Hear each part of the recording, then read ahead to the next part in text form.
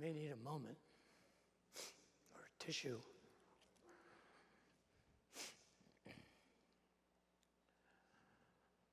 I can do math, but not real well. Math was just something that never really clicked for me. I figured someone would invent the calculator, and they did, and now it's all good, and I don't have to worry about it. But it's a problem because I love science. I mean, I am in my heart an empiricist. I am a child of the Enlightenment. I love the scientific method. I love the curiosity of science. I love the quest of science. I think it's a noble calling. I have a particular affection for physics. You see, physics is that branch of science that explains stuff. Physics explains the universe. Physics explains how things happen and why things happen. And the best of physics actually can predict the future. Physics can tell us that if you do a certain thing, that you will get this kind of result. It's how airplanes fly and rockets launch, and it's how the world works. It's how machinery is, how the world that we live in prospers because of physics. Physics tells us things. It can predict things. It can predict that this ball will bounce higher than this ball because it tells us about a thing called potential energy. Every static object in the universe has a form of potential energy. But potential energy is measured by the mass of an object and how that mass moves through space when it becomes kinetic energy. And this ball has a higher mass than this ball. They both bounce because this ball is a super ball. Now, the super ball was a concoction that was invented by a guy named Norman Stingley. Norman Stingley was a chemist working for the Bettis Chemical Company in Whittier, California in the 1960s. In his spare time, he experimented with polymers and chemical mixes that he formed under pressure, and he found that if he took this certain polymer and pressed it under thousands of pounds of pressure, it would create a very dense rubber bouncing ball. So Norman Stingley went to the craziest people in the toy industry, a company called Whammo Toys. Whammo Toys made their fortune selling two things, hula hoops and Frisbees. And Norman Stingley said, I have a product that will bounce higher than any other ball. And they said, we want it. We'll call it a super ball. But what you have to do is you have to give it the name of the chemical that it's made of. And so he made up a name, and he said, the super ball bounces high because it's made of Zectron. It's not a thing. It's just a polymer that's pressed into a form of a ball, and it has Zectron in it. It's all physics. You're just doing the math. You're just doing the physics, and you can figure out how the world works through science. But you see, physics is a belief system. It's not just math. Math doesn't care whether you believe in it or not. 2 + 2 = 4, whether you believe it or not. Gravity operates whether you believe in it or not. But physics is a belief system, and it's a belief system that presses into the unknown. And what physics teaches us is that the more we know we don't know. Just outside of Geneva, Switzerland, there is a scientific laboratory that's called the Large Hadron Collider. It was built by 10,000 scientists and 2,000 universities over the course of 2 decades. And the Large Hadron Collider is a 17-mile electromagnetic circle buried 573 feet below the surface. And what it does is it accelerates particles to the speed of light so that when they collide with other particles, it produces the stuff that particles are made of. It breaks apart the stuff that is unbreakable. And scientists, through using this Large Hadron Collider, have discovered things like the Higgs boson particle and the fundamental building blocks of all that is. But you know what they discovered? They discovered they had questions about 100 more things when they discovered this one thing. They still don't understand quantum mechanics and quantum computing and fluid dynamics. They don't understand particle theory and particle physics, and they don't understand cosmology. Like, where did it all come from? I want to suggest today that the greatest theoretical physics experiment ever conducted on Earth is not the Large Hadron Collider outside of Geneva, Switzerland.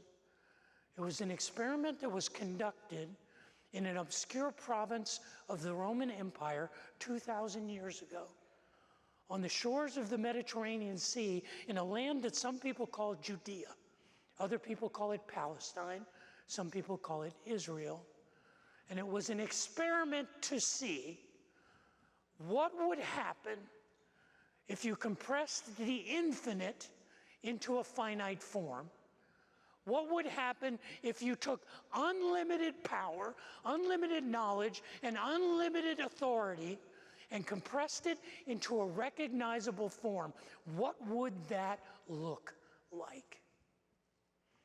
The results of that theoretical physics experiment are recorded for us in the first 4 chapters of the New Testament of our Bible, in the story of Matthew, Mark, Luke, and John. It is the story of the infinite becoming finite. And today I want to break that story down to just 2 words. Idraxin Jesu.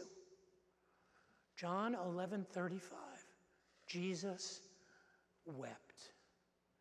Because in the examination of the particles that came from this theoretical physics experiment that we call the incarnation, we learn more about God and about ourselves and the world that we live in. But before we look at those 2 words, would you pray with me?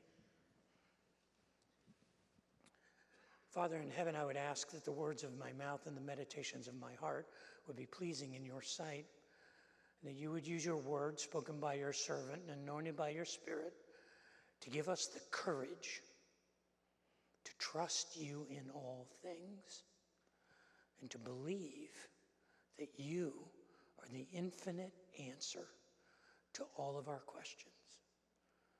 Pray that for myself and for my family and for all of us here, for I ask that in Jesus' name. Amen. In preparing for today, I realized that I have preached on John 11:35, Jesus wept, many, many times. So I went back through my notes, and the first 25 years of my messages are in file folders like this. I have 4 filing cabinets. Oops. I have 4 filing cabinets of notes in my office. In fact, I have the notes from my very first sermon. Very first sermon in 1975, almost 50 years ago, and it was a sermon that I preached on a Sunday night at Calvary Baptist Church in Flemington, New Jersey, because it was the church that the girl who I was dating, that's where her parents went. And they let me marry her anyway. And I read these notes and I'm like, oh, please, let no one ever see this. This was a catastrophe on paper. What was happening? And so I started to go through my notes. I found an assignment I turned in for my first public speaking class in college. I got a B, by the way. In fact, as I look back, I never got above a B in a preaching class, a homiletics class, a public speaking class, or a speech class. So I'm sorry that you're dealing with the B player here at Riverbend. But as I went through these stacks and stacks of messages, and then since about 1998, everything's on a computer. That was much easier to do a word search, and all my messages are in the cloud. And somebody said to me today, "Your messages come from the cloud." I'm like, "Yeah."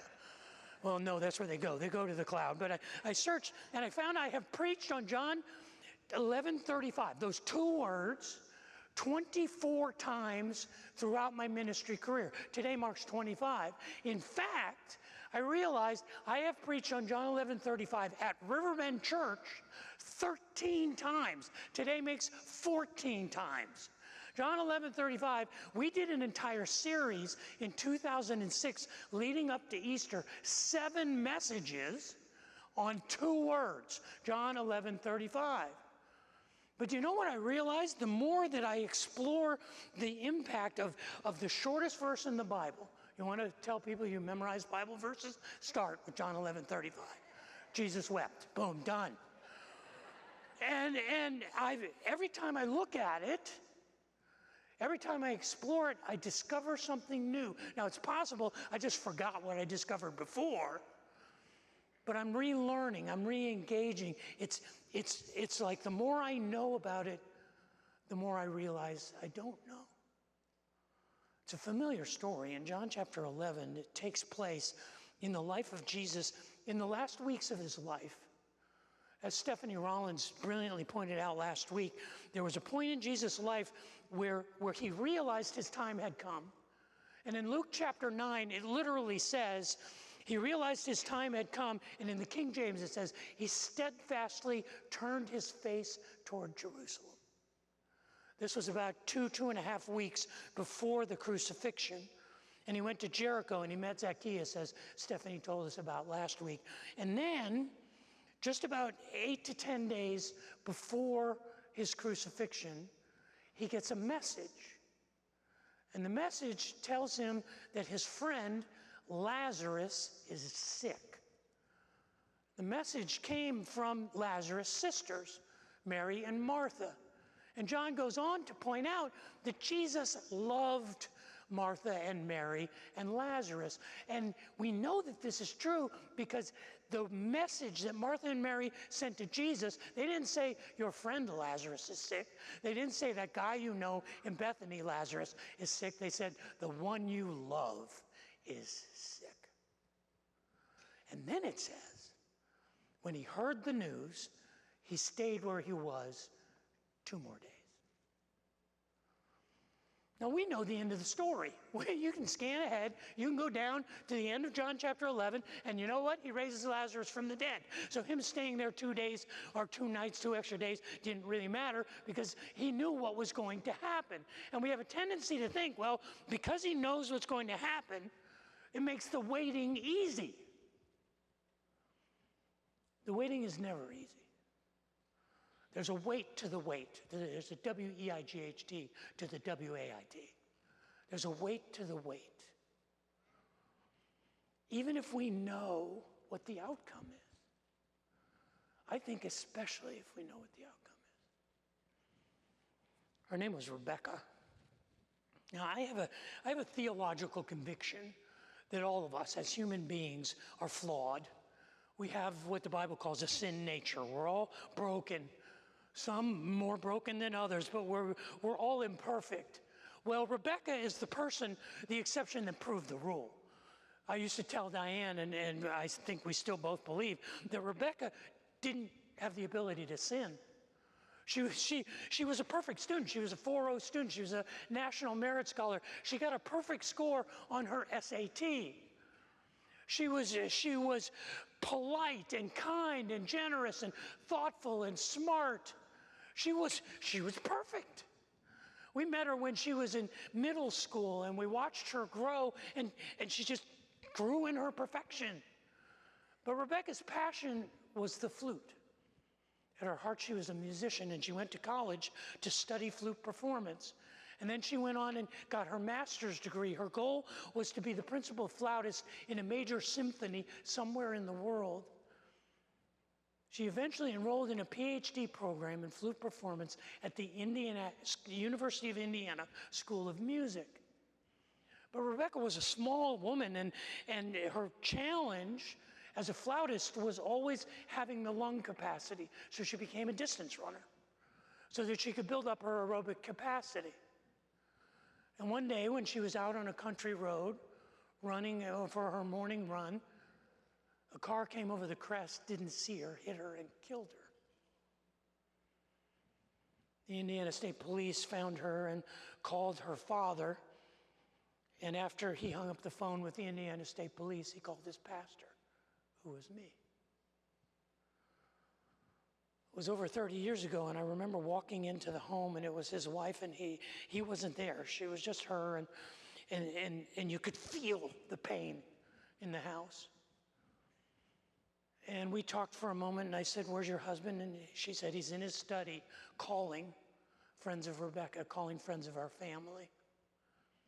And so I walked into his study, and he was sitting there, and he was on the phone in a very matter-of-fact way. He was saying, "Rebecca's gone. She was killed this morning out for a run." And when he hung up the phone, he said something that I will never, ever forget. He hung up the phone, and he looked at me, and he said, "Dave, the rest is just waiting." This was a man who had an assurance of the hope of heaven and knew that his daughter had the assurance of the hope of heaven. These were people who understood that this life is not all there is. Their faith was secure. His confidence was unshaken, but the waiting was hard.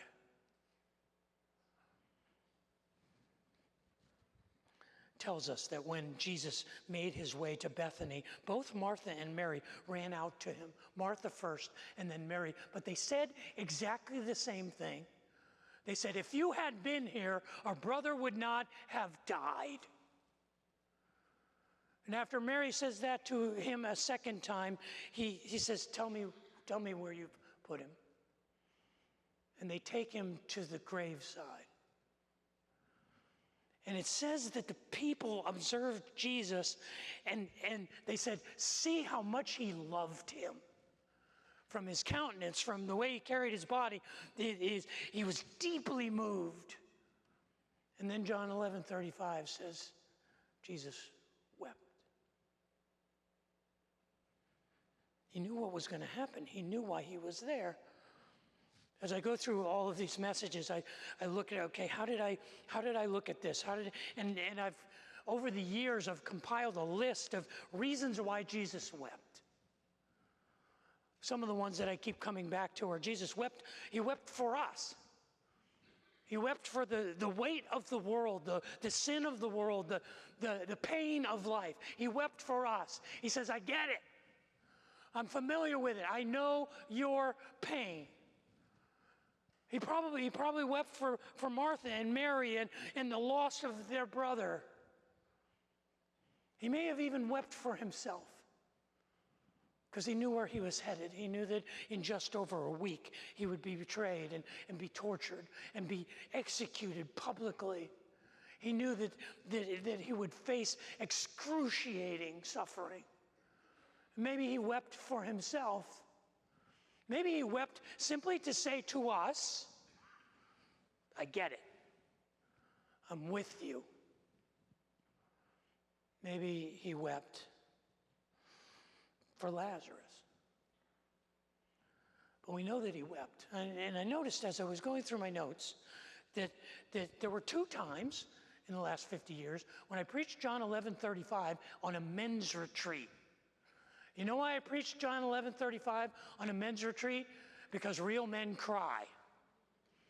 And I know that's not fashionable, and I know if you're Chuck Norris, you don't cry. And I got to share with you, because I laughed out loud when I read my notes about things that Chuck Norris does besides not crying. For example, top 5 things that Chuck Norris does. Number 1, the reason that he's the toughest man alive. If you can see Chuck Norris, he can see you. If you can't see Chuck Norris, you may be only seconds away from death. Second reason, Chuck Norris does not sleep, he waits. Number 3, Chuck Norris has counted to infinity twice. Number 4, I like this one. Chuck Norris does not hunt because the word hunting implies the probability of failure. Chuck Norris goes killing. And this is the one. Chuck Norris's tears cure cancer. Too bad he has never cried, ever. they saw that he was deeply moved and troubled as he stood in front of the tomb, and he prayed, and then he said, roll away the stone. And Martha protests. She said, he's been in there 4 days. You don't want to release that aroma. It'll fill the whole village. But they rolled away the stone, and he says, Lazarus, come out.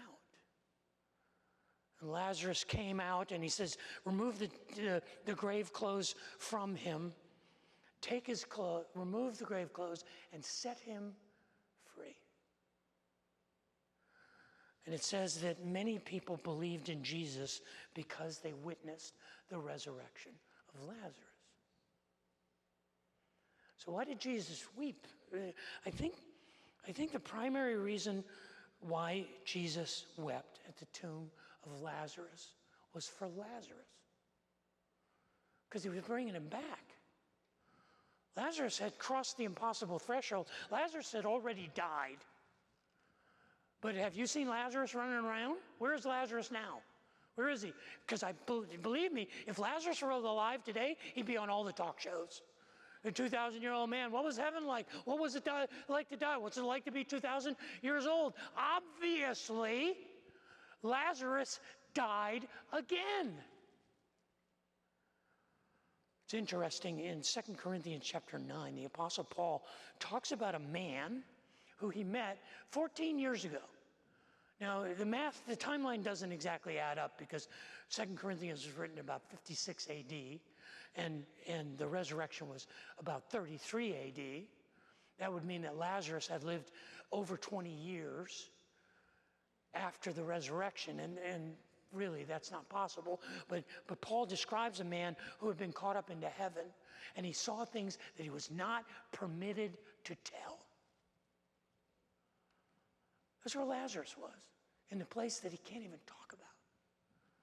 If you were going to make a Hollywood movie, it'd go something like this. You'd have a scene of Lazarus in heaven. Just imagine what heaven is. Just play with it for a moment. It's perfection. It's a Caribbean island with perfect blue water, and you eat food and never get fat, and you're always happy, and you're always healthy, and the sun's always shining, and the world is a beautiful place. This is heaven. And Lazarus is there. And he's like, this is great. I like being dead. This is cool. And then somebody taps him on his shoulder. And he turns around and he sees Jesus. He's like, yeah, I knew you'd be here. This is great. And Jesus looks at him and he says, you can't stay. I need you to come back, because there's work for you to do. We know that from the story in John chapter 12, that people came to faith in Christ. They left Judaism and became followers of Christ because of Christ's teaching and because of Lazarus.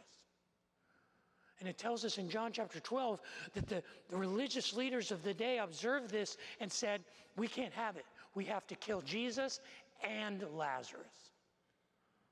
You want to know why Lazarus is not on the talk shows? More than likely, before Pentecost, within a month, Lazarus had been arrested and murdered.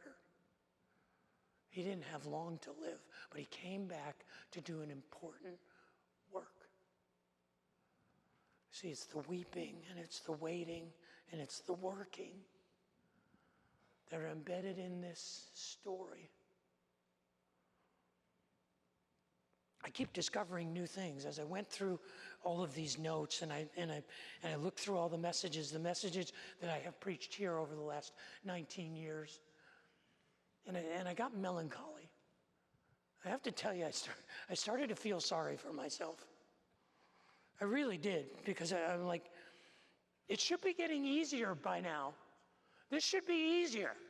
I've been doing it for almost 50 years. This teaching should be a breeze. I should just walk in on a Sunday morning and go, what am I going to talk about? Hey, here you go. You know, it's not. I have to work as hard today as I worked on this first one. It still takes me an hour for every minute that I'm up here. Now, you may say, well, Dave, you're just not that smart. Point taken. It's just, and the work never gets easier. The ministry never gets easier. Life never gets easier. And then I do the math. I do the physics. See, I put on my lab coat and I say physics is not about what we know, it's about pressing into what we do not know. Physics is a belief system. It is faith dressed in a lab coat. It's math. Just do the math. Because I don't know. I mean, the question we're asking in this series is, why do bad things happen to good people? And a corollary of that is, why does it have to be so hard? Why does it feel like life is uphill the whole way? I don't know, but I do know this. The math tells me, the physics tell me, the Bible tells me that there's a reason. There is a reason. If there wasn't a design, if there wasn't a purpose, then physics would make no sense. It's interesting, I was doing some research for this message, and I was researching some modern physics, and I was wound up on reading an article from a physics journal from 1960 by a man named Eugene Wigner. Eugene Wigner won the 1963 Nobel Prize for Physics. And he was writing in a journal called Communications in Pure and Applied Mathematics. There's a real head turner. Communications in Pure and Applied Mathematics. And here's the title of his article: The Unreasonable Effectiveness of Mathematics in the Natural Sciences. The unreasonable effectiveness of mathematics in the natural sciences. And this is what he says. He says, the miracle of the appropriateness of the language of mathematics for the formulation of the laws of physics is a wonderful gift which we neither understand nor deserve.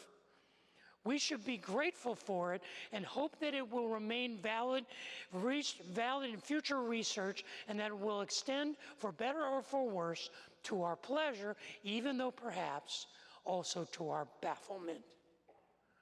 You see, Eugene Wigner was an atheist. He did the math and didn't come up with God at the end. But he did the math and came up with a design. There was a design, but he couldn't bring himself to believe in a designer. No wonder he was frustrated. He believed in the design, but had no use for believing that there was a designer who was the uncaused first cause, who was the big toe, the big theory of everything. Who was the uncaused first cause, who was the grand unifying theory. You know, the physicist who understood this was Albert Einstein. Albert Einstein was probably the most popular physicist of the 20th century, not only because he did some breakthrough mathematics and physics research in the field of theoretical physics, but because he had an uncanny ability to take the complexities of the universe and bring them down to street level, down to E equals mc squared. He could make the complexity of physics approachable. And he's very quotable. I mean, my favorite quote of Einstein, it has nothing to do with what we're talking about, but I just love it. He said, there are two things that I know to be infinite: the universe and human stupidity. And I'm not sure about the second one. Another quote that relates to this, it's, all I want to know is the mind of God. The rest is simply details. And this one that I read in an article when I was researching Wigner's writings, Einstein said the most incomprehensible thing about the universe is that it is comprehensible. You know what the math tells us? The math tells us that there is an answer. There is a design. The math tells us that there is a reason and there is a purpose. The physics point to a purpose for even the things that we cannot understand. Why do bad things happen to good people? Why is life so hard? Why did Jesus weep? Because of the math. He did the math, and he knows that in the end, it all adds up. Just do the math.